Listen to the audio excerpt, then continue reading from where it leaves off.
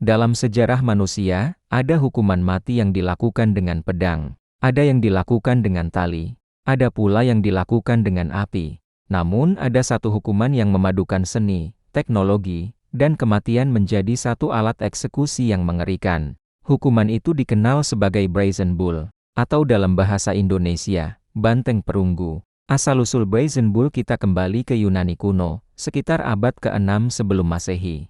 Di kota Akragas sekarang Agrigento, Sisilia, seorang pengrajin bernama Perilaus dari Esino datang membawa sebuah ide. Ia tidak membawa senjata, ia tidak membawa pasukan, ia membawa rancangan sebuah alat hukuman. Sebuah patung banteng yang terbuat dari perunggu padat, berukuran besar, dan berongga di bagian dalam. Ide yang jenius menurut zamannya. Perilaus menawarkan ciptaannya kepada penguasa Akragas, seorang tiran bernama Valaris. Menurut Perilaus, alat ini bukan sekadar alat eksekusi. Ini adalah simbol kekuasaan. Korban akan dimasukkan ke dalam patung banteng. Di bawah patung, api dinyalakan. Logam perunggu memanas perlahan. Dan jeritan korban tidak terdengar seperti jeritan manusia. Patung itu dirancang sedemikian rupa sehingga suara yang keluar terdengar seperti auman banteng. Bagi Perilaus, ini adalah seni. Bagi Valaris, ini adalah teror yang sempurna. Eksekusi pertama, namun sejarah mencatat ironi yang kejam.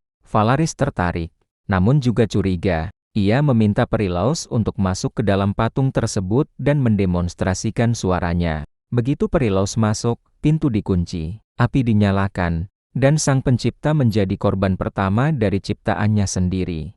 Valaris memang memerintahkan agar Perilaus dikeluarkan sebelum mati, namun kemudian ia tetap dieksekusi. Sejarah mencatatnya sebagai contoh klasik, kekejaman memakan penciptanya sendiri.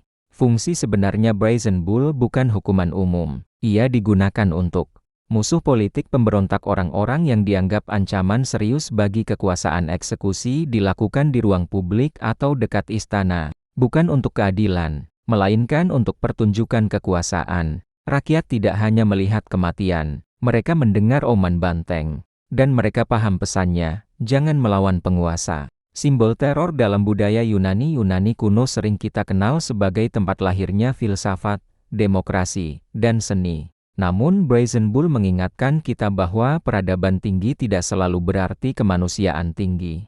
Bahkan bangsa yang melahirkan Socrates dan Plato juga menciptakan alat teror negara. Nasib Phalaris menurut legenda dan catatan sejarah, Valaris akhirnya digulingkan. Dan seperti banyak tiran lain, ia mengalami akhir yang ironis.